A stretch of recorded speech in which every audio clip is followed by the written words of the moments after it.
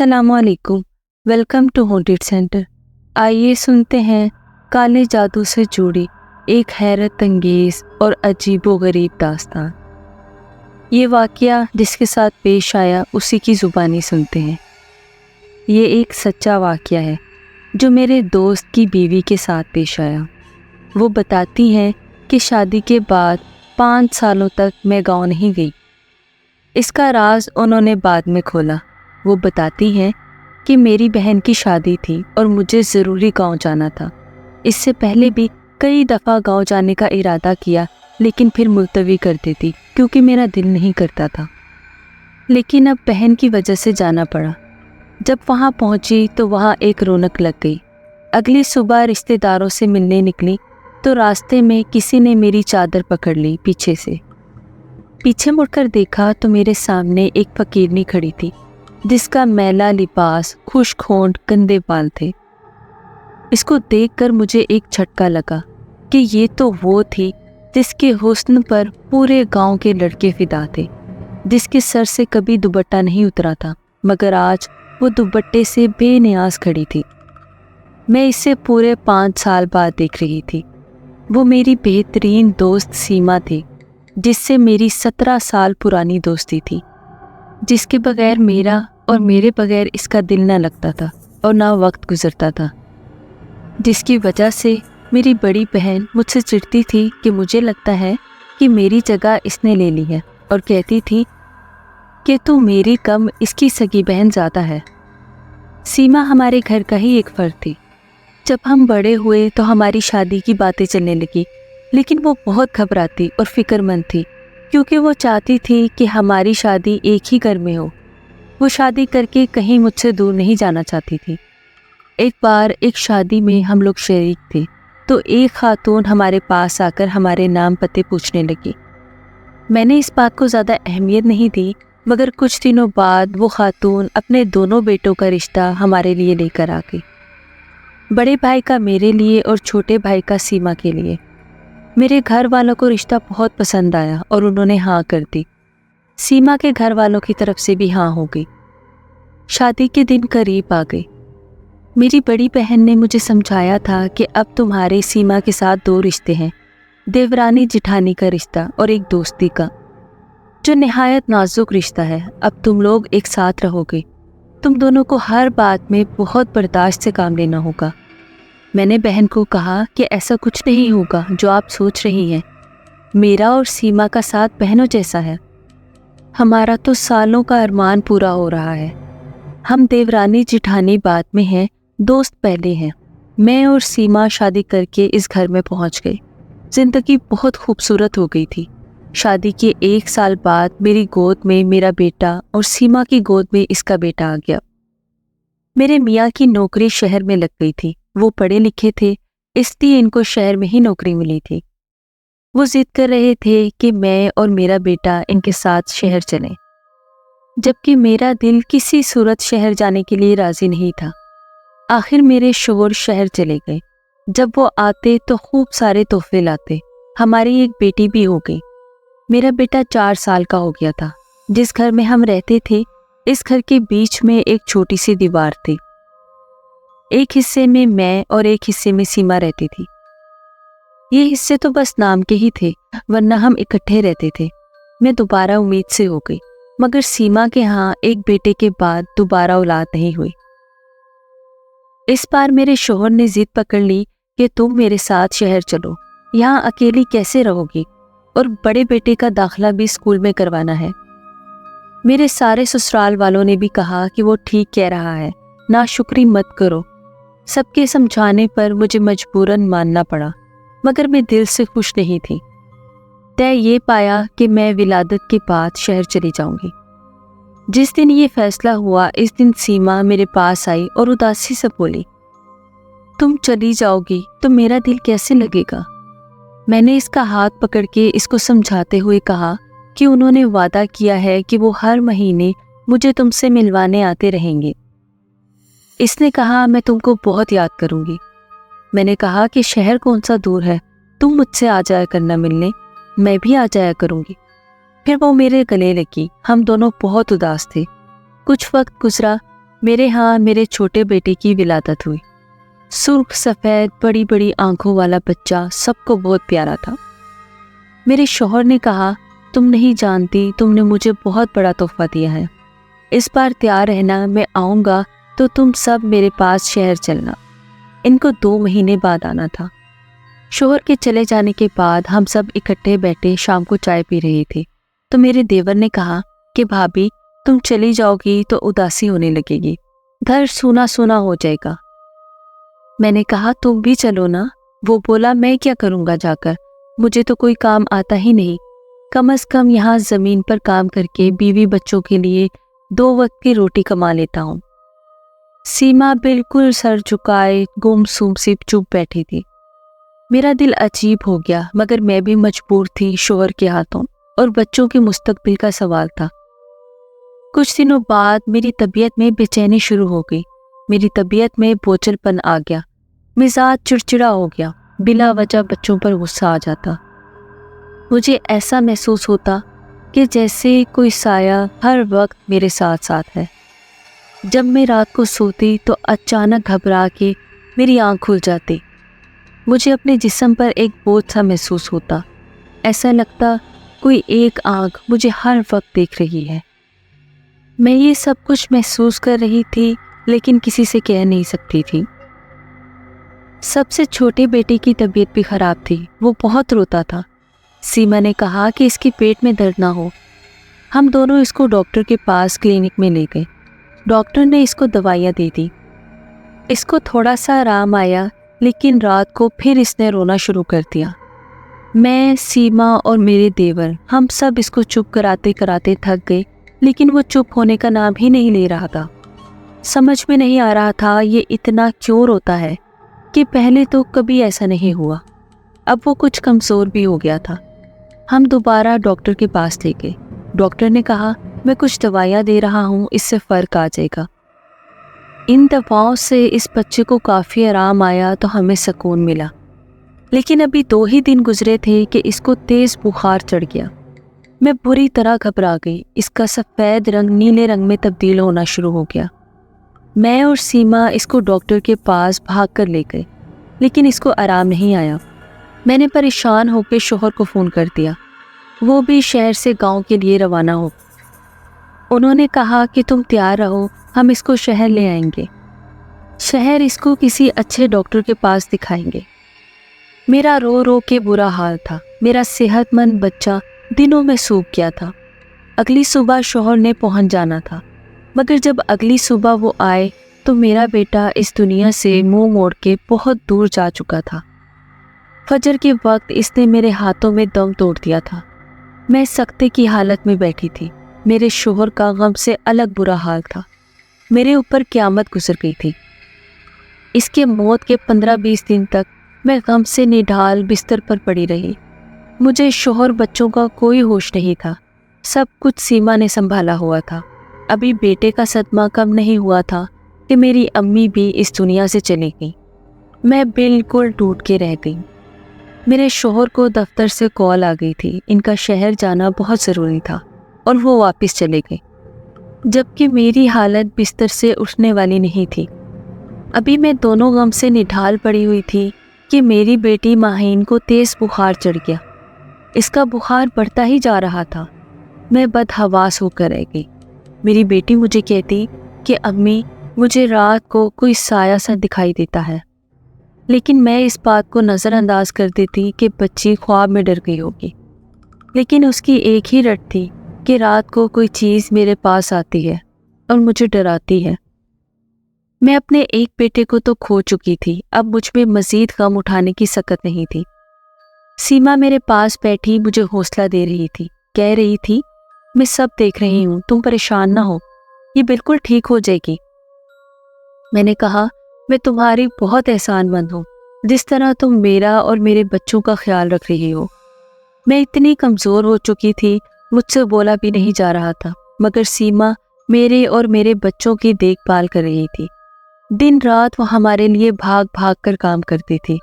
रात वो हमारे पास रहती, मुझे ज़बरदस्ती खाना खिलाकर, दवाई देकर मेरे बच्चों को सुलाकर ही जाती थी। एक दिन आधी रात को प्यास की शिद्दत से मेरी आंख खुली, मगर मेरी इतनी हिम्मत नहीं थी कि मैं बिस्तर से उठ सकूं। मेरे कमरे का दरवाज़ा खुला हुआ था। मेरी नज़र कमरे से बाहर गई, जहां मुझे किसी का साया नजर आया। मेरे कमरे से बाहर सहन नजर आता था। वो साया झुका हुआ मेरे सहन की मिट्टी खोद रहा था। मैं गनूद की कमजोरी में ये सब कुछ देख रही थी, और ये सब देखते देखते मैं दोबारा सो गई। सुबह जब मेरी आंख खुली, वक्त पर निगाह पड़ते ही मैं धक सी रह गई। दोपहर के 3 बज रहे थे। मैंने सोचा, क्या मैं इतनी देर सोती रही हूँ? मैंने अपने बराबर लेटे दोनों अपने बच्चों को देखा, जो बेखबर सो रहे थे। मेरी बड़ी बेटी माहीन को अब भी बुखार था, इसलिए सीमा ने भी मुझे नहीं जगाया। मैं उठने की कोशिश करने लगी कि अचानक करीब से किसी रोने की आवाज़ पर मैं घबरा गई। मैंने सोचा, ये तो सीमा की आवाज़ है। मैं दीवार का सहारा लेते आहिस्ता आहिस्ता कदमों से इसकी तरफ आई। सीमा अपने बेटे को गोद में लिए हुए पूरी तरीके से बस रोए चली जा रही थी। इसके बेटे के हाथ पांव मुड़ चुके थे। इसकी सांस बहुत तेज थी। मैं इसकी हालत देखकर बहुत डर गई। मैंने कहा, क्या हो गया है सीमा? मेरे देवर ने गमगीन आवाज में कहा, पता नहीं भाभी क्या हो गया है। सुबह उठते ही ये आपके कमरे में आया कि बच्चों के साथ खेल सके, मगर आप सब सो रहे थे। ये बाहर जाकर बच्चों के साथ खेलने लग गया। खेलते खेलते अचानक बेहोश हो गया। डॉक्टर को अभी दिखा के लाए हैं। अचानक ये हालत हो गई। सीमा की हालत बहुत अबतर थी, क्योंकि वो इसका इकलौता बेटा था और इसकी अपने बेटे में जान बसी हुई थी। मैंने कहा, तुम लोग परेशान ना हो, मैं इनसे बात करती हूँ। मैंने अपने शोहर का नाम लिया। तुम दोनों इसको लेकर शहर निकलो, वो किसी अच्छे डॉक्टर को दिखाएंगे। अंदर से मैं भी बहुत परेशान हो गई थी। मैं नहीं चाहती थी कि सीमा किसी ऐसे कर्ब से गुजरे जिससे मैं गुजरी हूँ। अगली सुबह बस की टिकट हो गई थी। मैं अपनी खराब तबीयत के साथ, दुखते बदन और चक्कर आते सर के साथ अपने बच्चों और सीमा को संभाल रही थी, मगर अगली सुबह जाने की नौबत ही ना आई। रात को ही इसके बेटे ने दम तोड़ दिया। मैं वहशत भरी नज़रों से सीमा को बैन करते देख रही थी और खौफज़दा बैठी थी। क्या हमारे बच्चों को किसी की नज़र लग गई है? जब इसके बेटे का जनाजा उठा तो सीमा गश खाकर गिर गई। मेरे शौहर भी आ चुके थे। हमारे घर का हर शख्स टूट सा गया था। अब मुझे अपने दोनों बच्चों की फिक्र हो रही थी। मुझ में अब किसी गम उठाने की बर्दाश्त नहीं थी। मेरे शौहर और देवर शाह साहब को लेकर हमारे घर आ गए। मैंने जल्दी से दुपट्टा लेकर निकाब कर लिया। वो ताज़ियत के लिए आए थे। शाह साहब हमारे गांव की मस्जिद के बड़े थे और साथ ही इनका हुजरा था। जुमेरात को मस्जिद में बयान करते थे। नूरानी चेहरे वाले बहुत परहेजगार और नेक बुजुर्ग थे। इनके अल्फाज, आवाज़ में ऐसा जादू था कि सामने वाला इनका गर्विदा हो जाता। अब भी वो ताज़ियत के लिए आए थे तो अपने मखसूस अंदाज में नरम लहजे में बात कर रहे थे कि अचानक बात करते करते रुक गए। फिर वो जैसे हवा में कुछ सूंघने लगे और इधर उधर देखते हुए बोले, पता नहीं क्यों मुझे फिज़ा में शैतानी बू महसूस हो रही है। फिर वो मेरे हिस्से की तरफ जाने लगे। वहाँ पहुंचकर वो मेरे कमरे के बाहर सहन में बने कच्चे फर्श के पास ठहरे। फिर इस जगह रुककर गौर से इस मिट्टी को देखने लगे। मैं इनसे दूर खड़ी सब देख रही थी। उन्होंने मेरे शौहर से कहा, यहाँ से मिट्टी हटाओ। मेरे शौहर मिट्टी हटाने लगे। अचानक ज़मीन के अंदर से जो चीज़ें निकली, इन्हें देखकर मैं चकरा गई। मिट्टी का एक पुतला था। इस पुतले के साथ एक पर्ची थी जिस पर कुछ लकीरें बनी हुई थी और इस पर्ची पर माहीन का नाम लिखकर इस पर क्रॉस का निशान बनाया गया था। हम सब बेयकीनी की कैफियत में थे। अचानक मेरे जहन में एक धमाका सा हुआ। जिस रात मुझे बुखार था, मैंने सहन में साया देखा था जो मेरे कमरे के बाहर मिट्टी खोद रहा था। मेरे शौहर और देवर ने दोनों हाथों से अपना सर पकड़ लिया और कहा कि ये किसका काम है। शाह साहब ने मेरे देवर से कहा कि आपकी बेगम की तबीयत कैसी है। वो परेशानी से बोला, शाह साहब बहुत ज़्यादा बुरा हाल है। शाह साहब ने कहा, क्या मैं इनसे मिल सकता हूँ? इसने कहा, जी जी आ जाएं, दम भी कर दीजिएगा, दुआ भी कर दीजिएगा। सीमा बिस्तर पर लेटी हुई थी। शाह साहब की आमद का सुनकर बड़ी मुश्किल से उठ बैठी, फिर आहिस्ता से इनको सलाम किया। शाह साहब ने इसके करीब पहुंचकर जोर से सांस लिया और इनका चेहरा गुस्से से लाल हो गया। वो गुस्से में बोले, जो तुमने किया इसका फल तुम्हें मिला है। दुनिया मकाफाते अमल है। तुमने दूसरे की गोद उजाड़नी चाही, मगर तुम्हारी अपनी गोद उजड़ गई। अपनी दुनिया भी बर्बाद की और आखिरत भी। शाह साहब की बातों पर हम सब हैरानगी से देख रहे थे। अचानक सीमा ऊंचा ऊंचा रोना शुरू हो गई। इसे एक दौरा पड़ गया था। वो चिल्लाते हुए बोली, मैं क्या करती, मेरे साथ ही ऐसा क्यों हुआ। हम एक साथ पले बड़े, एक साथ मैट्रिक किया, लेकिन किस्मत ने धोखा दे दिया।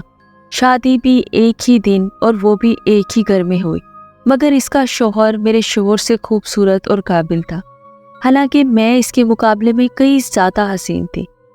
इसके शौहर की शहर में नौकरी लग गई, जबकि मेरा शौहर अनपढ़ था। इसका शौहर इसे चीज़ें लाकर देता, जबकि मेरे शौहर के ऐसे हालात नहीं थे। फिर मेरे यहाँ एक बेटे के बाद कोई बच्चा नहीं हुआ, जबकि ये 3 बच्चों की माँ बन गई। अब जब बच्चे बड़े हो रहे थे तो इसके शौहर को अपने बच्चों की मुस्तकबिल की फिक्र सता रही थी। वो इनको तालीम याफ्ता बनाना चाहता था और इसको शहर ले जाकर ऐशो इशरत में रखता, और मैं यहीं रह जाती कि वहाँ जाकर अच्छी ज़िंदगी जीती, शानो शौकत से रहती, और मैं यहाँ मामूली ज़िंदगी बसर करती। ये बातें मुझसे बर्दाश्त नहीं हो सकी। मैं रोज़ अखबार पढ़ा करती थी। अखबार में एक इश्तिहार आया जो काले इल्म का माहिर था। मैंने इससे ख़त के ज़रिए राब्ता किया। पहले मैंने इसके बड़े बेटे को रास्ते से हटाया, फिर मैंने इसके ऊपर अमल करवाया। अब मुझे इसकी बेटी को हटाना था। मैंने ही पुतला ज़मीन में गाड़ा था, क्योंकि मैं चाहती थी कि तीनों बच्चे मर जाएं, ताकि ये शहर जा ही ना सके, क्योंकि अपनी औलाद की खातिर ही जा रही थी, और मैं कैसे बर्दाश्त कर लेती कि ये वहाँ जाकर ठाठ से रहती। इस अमल के मुताबिक इस ज़मीन पर जहाँ पुतला गाड़ा था, इस पे से सबसे पहले जो भी चलता हुआ आता वो इस अमल की लपेट में आ जाता। इस रात मैं सबको नींद की दवाई दूध में मिला के दे चुकी थी। मैं जानती थी ये सब सोते रहेंगे, मगर माहीन ज़रूर उठ के बाहर आएगी। मगर मेरा किया मुझ पर ही वापस आ गया। जब मैं सुबह सोकर उठी तो मेरा बेटा मेरे बराबर में नहीं था। मैं घबरा के इसको देखने गई तो वो इसके कमरे से वापस आ रहा था, ये कहते हुए कि चाची और वो सब सो रहे हैं। मैंने इसको आता देखकर दिल पकड़ लिया, और फिर मुझे अपने किए का फल मिल गया। वो रोती हुई अपना सर पीटती हुई चीख रही थी, और मैं बेयकीनी से सीमा को देख रही थी। मुझे लग रहा था जो मैंने सुना है वो गलत है। मेरा दिल कर रहा था मैं चीख चीख कर रोऊं कि क्या कोई इंसान हसद में इतना भी गिर सकता है। शाह साहब ने कहा, जो लोग अल्लाह की तकसीम पर राज़ी नहीं होते, इनका यही अंजाम होता है। मैं दीवार का सहारा लिए छोटे छोटे कदम उठाती बाहर आ गई। मेरे देवर ने नफरत से चीख कर बीवी को कहा, मैं सोच भी नहीं सकता था तुम इतनी घटिया हो। मैं अपने कमरे में आकर पैकिंग करने लगी। मेरा दिल रो रहा था।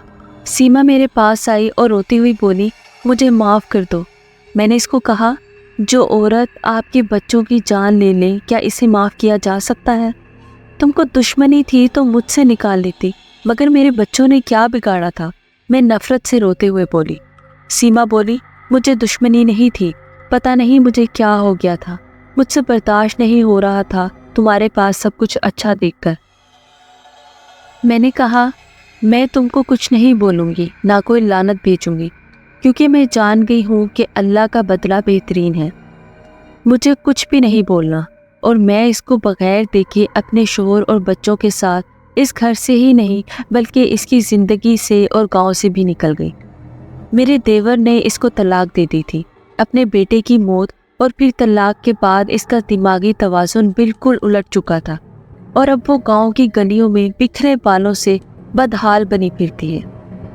मैं दोबारा पलटकर गांव नहीं गई, लेकिन अब 5 साल बाद जब मैं वापस गई तो इसने मेरी चादर को पकड़ लिया, मगर मैं अपनी चादर इसके हाथों से छुड़वा कर और इसको नज़रअंदाज करती आगे बढ़ गई। भाभी की ये बातें सुनकर मुझे समझ आ गई کہ بھابھی کیوں اپنے گاؤں نہیں جاتی تھی۔ حسد سب سے بڑا جادو ہے جو کرنے والے اور جس سے کیا جائے دونوں کو برباد کر دیتا ہے۔ کالا علم اور جادو کرنے والا اور کروانے والا دونوں دائرہ اسلام سے خارج ہو جاتے ہیں۔